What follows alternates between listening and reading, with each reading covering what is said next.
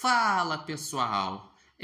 Ontem o jogo entre Equador e Brasil, a estreia do Ancelotti, terminou em 0-0, num jogo chatíssimo. Não foi aqueles 0-0 animados, foi um 0-0 que quase nada aconteceu.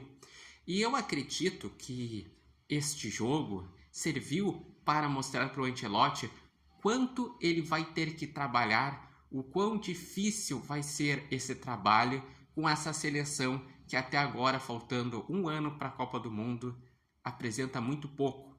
E se a Copa do Mundo fosse agora, a seleção brasileira não estaria entre as favoritas. Seria entre as seleções que correm por fora, que podem surpreender, porque a seleção brasileira, o meio, falta muito para ter uma boa articulação. O ataque, muitos jogadores rendem abaixo.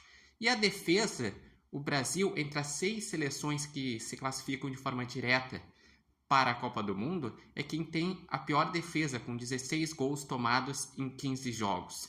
Porém, nesse jogo, o Ancelotti conseguiu, pelo menos nesse aspecto, ajeitar. Um time que foi mais combativo, um time que não sofreu tantas chances de gol e conseguiu não tomar gols. Isso daí já é um avanço. Mas, pela história da seleção brasileira, vai precisar avançar muito na criação ofensiva. Porque, por exemplo, Bruno Guimarães pouco conseguiu participar. Gerson, ele dá uma boa saída de bola, mas precisa ter alguém que seja o protagonista. Ele precisa ter o seu Arrascaeta da seleção, por exemplo, fazendo a comparação com o Flamengo.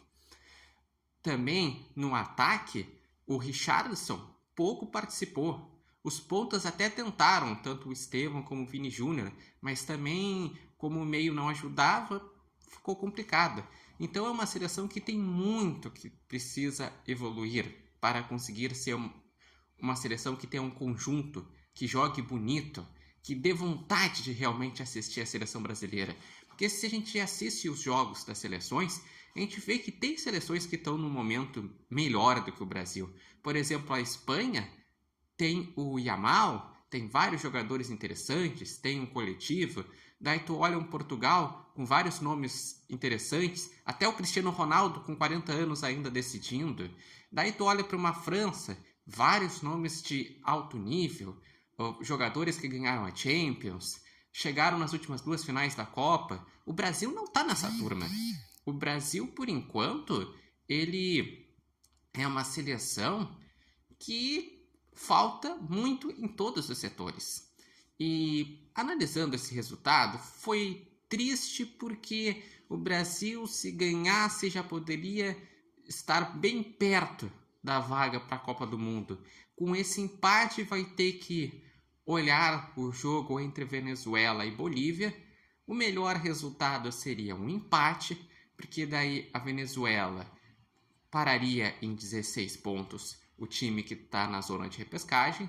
A Bolívia pararia em 15 pontos. O Brasil tem 22, abriria 6 pontos para a repescagem e abriria 7 pontos para a seleção que está fora até da repescagem. Daí na próxima rodada, que é jogando em casa, vai ser em São Paulo, na Neoquímica Arena, que é o estádio do Corinthians, contra o Paraguai. Se o Brasil ganhar e a Venezuela e a Bolívia tropeçarem na próxima rodada, daí sim a vaga para a Copa do Mundo irá se concretizar antes da última data FIFA das eliminatórias. Porque depois desta data FIFA ainda vai ter uma data FIFA com os últimos 2 jogos das eliminatórias.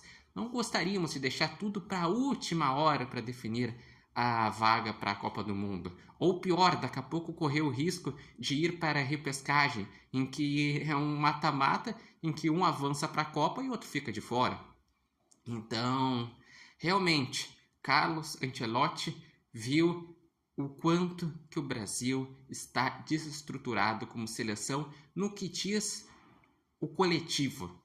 Realmente, o legado que foi deixado por Ramon Menezes, Diniz e Dorival é de uma seleção perdida, de uma seleção tensa, de uma seleção que não constrói jogadas coletivas. Realmente é um horror a seleção brasileira.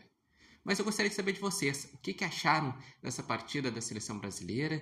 Qual a expectativa que vocês têm agora para o próximo jogo contra o Paraguai? Vocês acreditam que o Ancelotti vai conseguir, aos poucos, evoluindo e trazer uma seleção que esteja pronta quando acontecer a Copa do Mundo? Deixem aqui nos comentários, lembrando que este vídeo tem oferecimento de Barbearia Independência e vocês podem acompanhar o Repórter Matheus Wolff no TikTok, no Instagram e no canal do YouTube Repórter Matheus Wolff.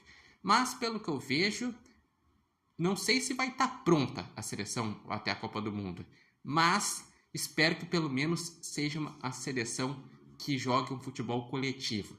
Conseguindo isso, pode ser que em junho do ano que vem, com os jogadores com mais confiança, a gente consiga fazer uma grande Copa e finalmente conseguir o Hexa. Mas por enquanto, está muito longe disso.